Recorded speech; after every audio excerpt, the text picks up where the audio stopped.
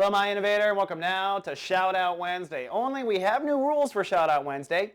Post a question or a comment on the Soul Garden Collective only. That's we're going to read them from now on. Underneath your sign, I'll do my best to shout back 1 week later. Well, sunny and childlike for the Aquas today. That's because the moon does continue in an air sign just like you, putting emotional focus for a second day in a row on your inner child. This is the star potential in you, the place of us that wants to shine on the earth. So it's our creative projects, it's our romances, it's even our children, the highest form of creation we can do while we're incarnating on the planet.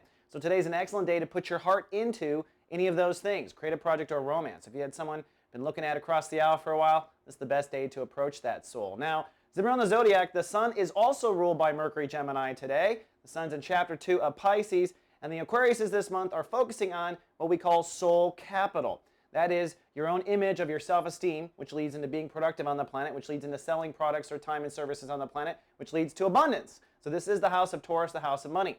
And with Gemini ruling the day, today is the excellent, or the best day, I should say, to go ahead and make that cold call, to reach out to get information or have a deep, long conversation with somebody regarding your self-esteem. And you may want to do some journaling on your own. If you've got a pothole in your self-esteem issues, you might want to figure out why. Now, there's one thing I do want to point out.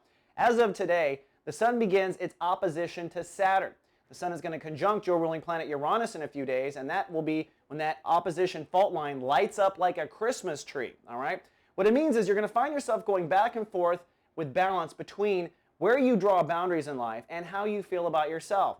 And there may be times when your self-esteem is in the way of letting down or pulling up your boundaries, and there may be times where your boundaries actually thwart self-esteem. So when it comes to money, when it comes to intimacy and trust, realize the two are tied together until further notice.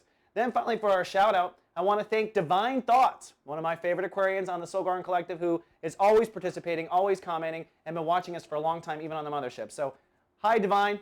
All right, that's all we have for Wednesday. See you folks tomorrow with more. Live, love, be. Soul Garden.